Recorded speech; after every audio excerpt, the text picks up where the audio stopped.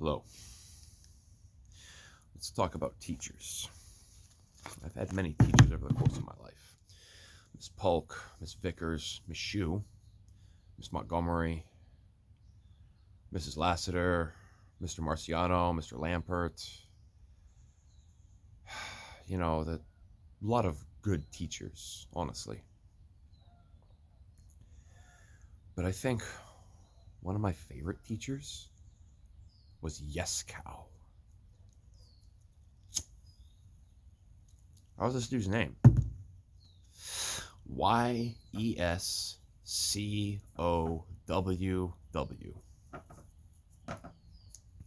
Yescoww. All lowercase too. We played Phantasy Star Online together. We each had a Hugh Mar that pretty much looked exactly the same. The white costume. This is PSO version 1, by the way. A very bright Super Saiyan yellow ponytail.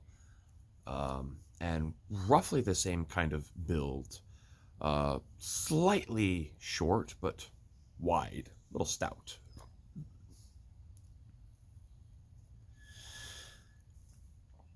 And I barely remember the first time I met him. It was just cause back then PSO World all met on, was it Miranda 7? I think it was Miranda 7 that we all met on.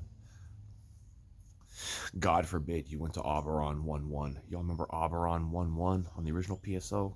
Oh my gosh, dude, the horror stories.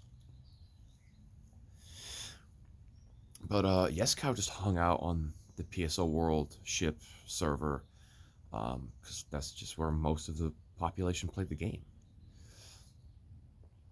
And it was just through some people that I was playing with for 3 months or something. They knew yescoww, I think it was, and me and yescoww kept playing, and we played at pretty much the same rate, which is to say about 8 to 10 hours a day. A definitively unhealthy amount, frankly. But I loved playing with him because we had the same goal in mind, basically, which was to help lower level players get a bunch of experience points so that they could farm rare items easier for themselves. That was, to us, the best way to promote the economy in a game. The more players that are at a high level farming and grinding for rare drops, frankly, the better the economy and the health of a server is. So that was our intention and goal. And the best way to accomplish that is just helping people level up. We would just encounter some level 27 player who, was looking for help grinding missions that are dense with mobs, and me and yescoww, I eventually started playing my Rawcast Dios GX a lot more. Because he could take over the hunter role, and he had Shifta and D-Band, and it was just well, if you can Shifta me, I might as well just play my Cast Ranger instead. We would have the low-level players come in and just throw some Chain Lightning around, throw some G's on, some Raws on around, or a G-Foey, whatever you got. Just tag the mobs, we'll clear them out, and then you'll get 75% of the EXP for even just hitting them once. And we made a couple friends doing that along the way. A couple people that, we helped get all the way to level 100.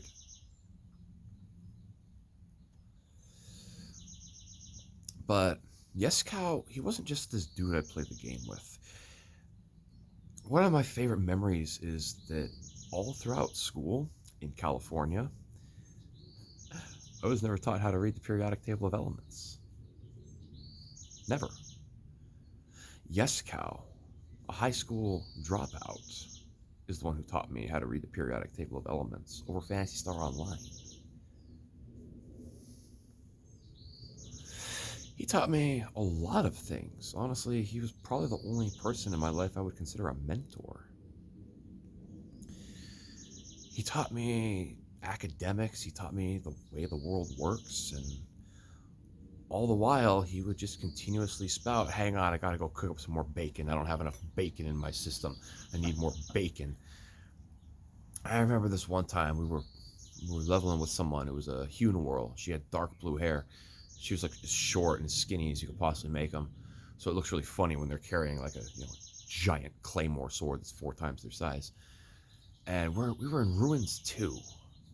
We were in one of those rooms that has the dark blue lights streaking out from the cracks along the walls, pulsating with otherworldly energy. One of those rooms. We were just sitting in one of those, and yescow's like, I really want some bacon, but I don't want to stop this ruins run. I'm gonna go just get a slab of frozen bacon out of the freezer and just start eating it. And we were both like, I don't know if that's safe, dude. I don't know if that's a good idea. I don't know if you should be doing that, man. But he did.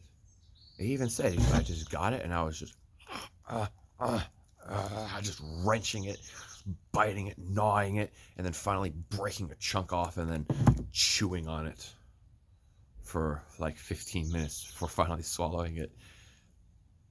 And yeah, he just ate an entire slab of frozen raw bacon right out of the freezer like it was a candy bar.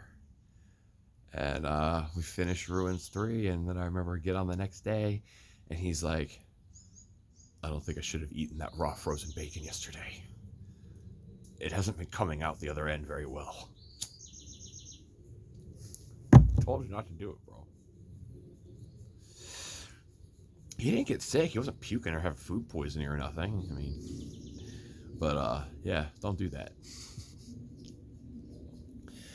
But like, one of the reasons I have such fond memories of yescoww, he's the one who basically taught me everything I know about, in the lowest common denominator, everything I know about socioeconomical politics. I learned from him when I was like 15 to 16.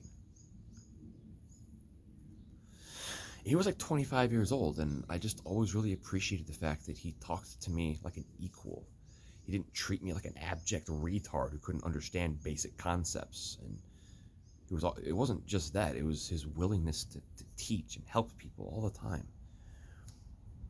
Even in where he lived in Florida, like the way he got along was using the down south bickering method, which, no, I'm not cussing, that's just a way of saying bartering with, I'll do you this favor and you give me this thing, or that type of deal.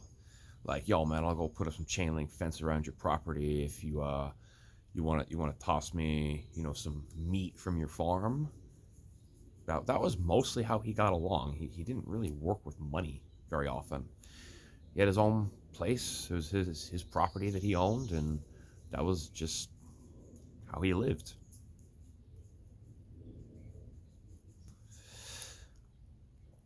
I've always felt like, because he didn't assimilate into the man's machine, for lack of a better term, he always stood on the precipice between living in the wilderness in a cabin held together with tree pith to act as a caulking against the weather, and somewhere in the city proper. He was always able to see both sides of life's potentialities, and I think that gave him a better understanding of what life can offer, basically.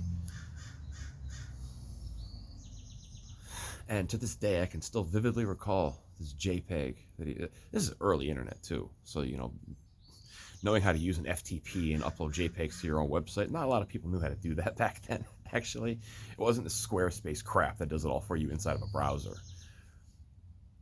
But there's a picture of him doing the tech casting animation. If you're like holding mech guns in PSO, I'm gonna do it for you real quick. Hang on. Like, it's like you stick a foot out and you launch the magic out of your foot for some reason while you're like posing with the mech guns like a Power Ranger. He was actually doing that pose, but he was dual wielding tonfas. And I actually asked him, like, do you actually know how to use those things? And he's like, yeah, I've actually been training in martial arts since I was like 6 years old, and I like tonfas the best. He always wore a black trench coat everywhere as well. He was that kind of person visually. You look from the outside in, but I feel like I got to know him more than most people that I have known through the internet.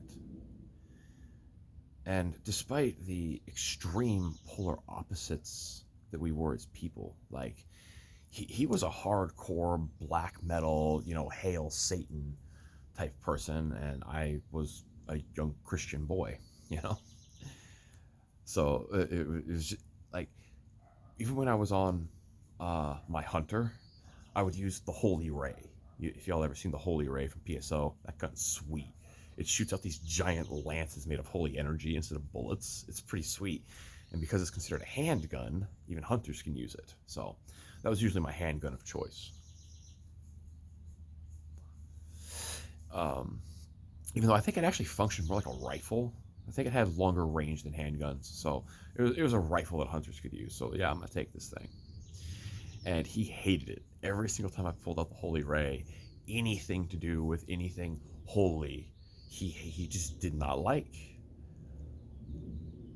And we had a lot of conversations with each other, just about each other's perspectives on life and why we are the way we are. And despite the fact that life and society would teach us that we are supposed to be enemies and we're supposed to hate each other because our life views about things of God and Satan even are such polar opposites from one another. We are supposed to be enemies and we are supposed to hate each other. That's what society teaches.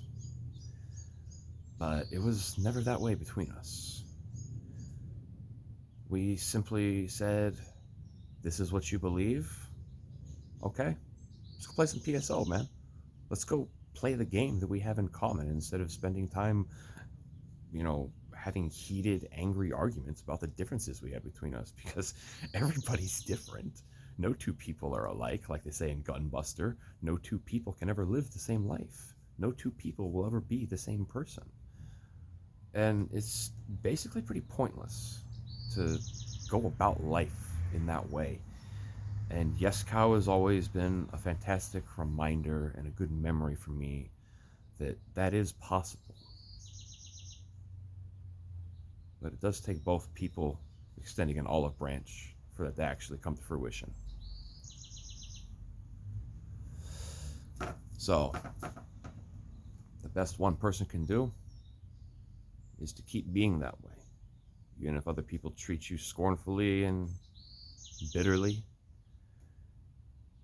you should still keep being accepting of other people. And do your best to look for similarities you have, shared interests. This is my advice. It's what my mentor yescoww taught me. Anyway, thank you all for listening. Appreciate your time. Hope you all have a good one. God bless.